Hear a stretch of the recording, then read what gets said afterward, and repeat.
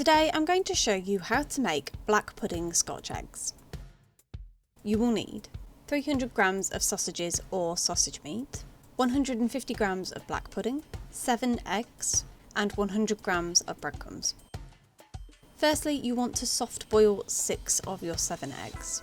I always soft boil my eggs by getting a pan of water to a rolling boil, adding the eggs in and then boiling them for 6 minutes. Then remove them and let them cool and then deshell the eggs.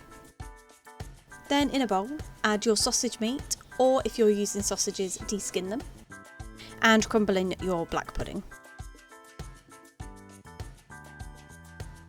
Then mix these together until they're really well combined. And then we are going to construct our Scotch eggs. So what you want to do is you want to take some of the meat mixture, just flatten it out a little bit so then it's flat in your hand. Roll that around one of your hard-boiled eggs, having already shelled it. Just make sure that the egg is completely covered in your meat mixture.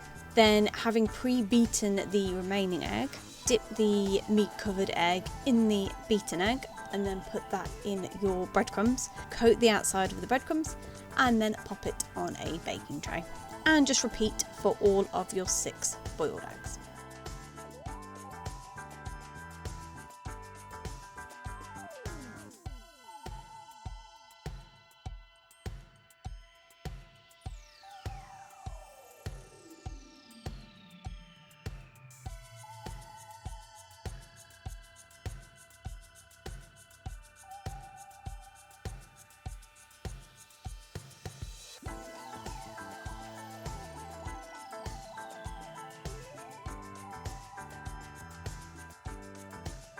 And then you want to put this in a preheated oven at gas mark 6, 200 degrees centigrade or 170 fan assisted for 35 minutes.